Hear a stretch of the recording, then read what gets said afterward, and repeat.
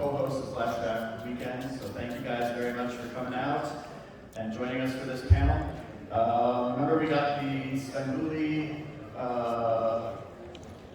Sinister Visions costume contest coming up in just a little bit. That'll be in this room.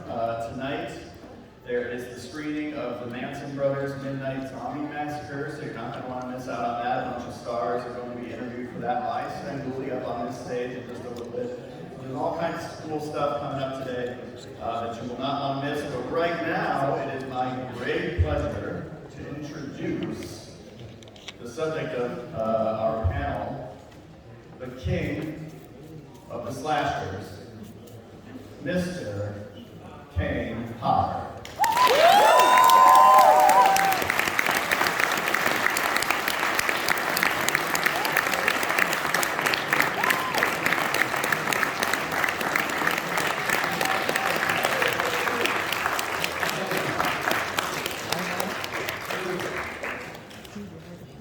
Thank you very much.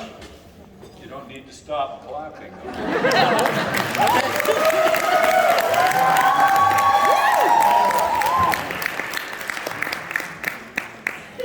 That was condescending. Thank you very much. Appreciate it. Thank you for being here today. I wanted to start by talking about, there's a great documentary, how many of you have seen it, called To Hell and Back? I wanted to start with that because I was wondering what made you, what let you know that it was time to sort of tell your story that way? I guess because of the book Unmasked that came out 10 years ago now. The response I got from that prompted us to think maybe we should do a visual version of the book, basically, and decided to do the documentary. So, and by the way, I don't know if you guys know, but since it has been 10 years, there is an anniversary edition of the book coming out with the original title, which I always wanted to call the book Kill. I don't know, it doesn't really make sense to do a life story. Your title is Kill, but that kind of is my word. So you guys know it's tattooed in my mouth, it's on my license plate, it's other things that I don't want to specify because I don't need to be having people trying to call me all the time. But anyway, but yeah, there's a book coming out with it's going to be a leather-bound edition of Unmasked, but everything in the last 10 years, and those of you that have read the book or seen the documentary know the story about when I got burned. I was with one person, a photographer that has never told her side of the story. I've never even talked to her about it, but she has decided to talk to the author, Mike Eloise, and talk about that day. So I've always wanted to hear what it was like from her point of view. Never heard it. And the woman whose house that we drove to wait for the ambulance, and I went in her shower, because I knew I was badly burned, so I thought cold water was a good idea. I don't know, it just something I had heard. So I stood in her shower and waited for the ambulance to come.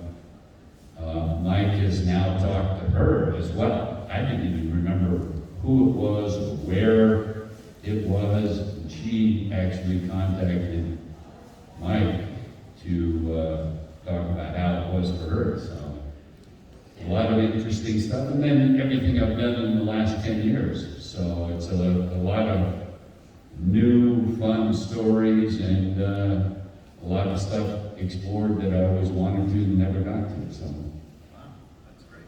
When do you know when that comes out? It'll be this year, but I'm not sure of the date. Thank you. Nobody promised. No? Because you're not Kane, motherfucker. That's a joke, come on. I'm somewhat kidding. Oh, God. I don't know why you people come to see me. For stuff like that. So when you first get the call to play Jason, did you know right away this is how I want to play him? Because your take on the character is very different than everything that had come before you. Was that something that you instinctively knew? Was it something you had given thought to before? You know, if I were ever to play that part, this is how I would do it.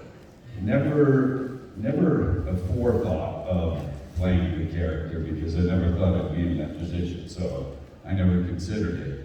But when John Biegler said he wanted me to play the character, and it was finally approved through Paramount because that was quite a process, because they're like, we don't know who this is, and why are we using someone new? And his response was, well, you always use someone new every movie, so that shouldn't be an issue. And he just really had confidence in me playing the character because of the character I played in a movie called Prison. Rennie Harlan directed it, and I played a character in a very similar makeup for John Biegler, and that's what prompted him to think that I would be good in the role. So once I officially had the part, then I started studying all the previous movies, which I had seen anyway, because I was a fan of the character. And so I started studying what I liked and what I didn't like about guys' previous performances. And so then I tried kind of incorporated some of that and then did my own take on it and tried to add some things to the character that I hadn't seen before, which mainly is the breathing thing that I seem to be so known for now, but it's just something I tried when I had to make it long, and I looked in the mirror and said, how can I look scarier than I already am by looking in the makeup? So I came up with the breathing and the walk that people talk about. Hey, they'll say, can you do the Jason walk? And I'm like, well, it's kind of how I walk. So I guess that's why I look natural. I didn't have to change too much. I don't know, I'll always walk like that. So that part of it, and then having all the stunts to do, especially in part 7, was quite a challenge, and doing a fire stunt like the one I did, and all that stuff. It just, I wanted to develop my own style as the character, but not ignore previous performances either. So that's basically how we came up with it. John Biegler had some ideas also, but I owe him my horror career for sure, and I wish he wasn't gone because he did so much for me, and I would never have signed an autograph in the first place without him. So I'll always be indebted to John Biegler. Yeah.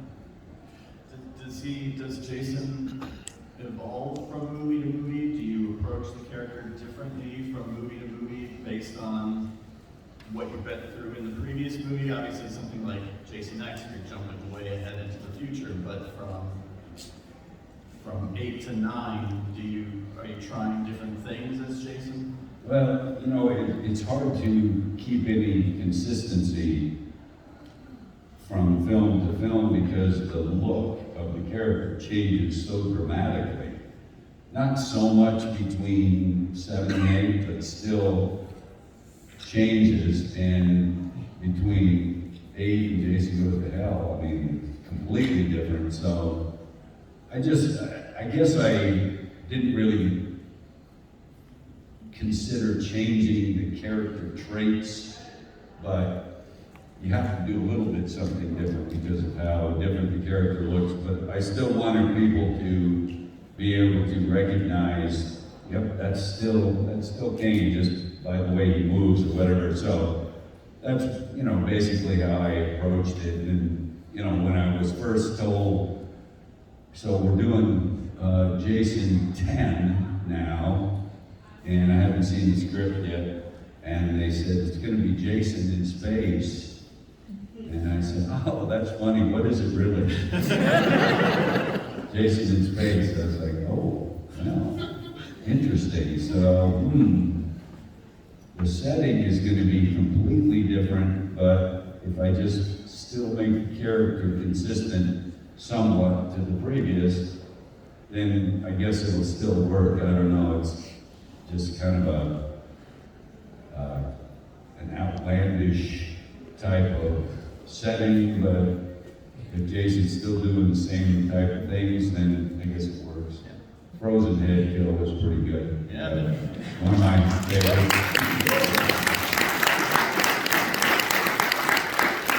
So speaking of kills, you've talked before about what your favorite kill is, and you've been asked a million times, but is there one that was like almost there but got cut or had to be changed on the day, or a kill that you feel like, oh, we didn't quite get what I wanted?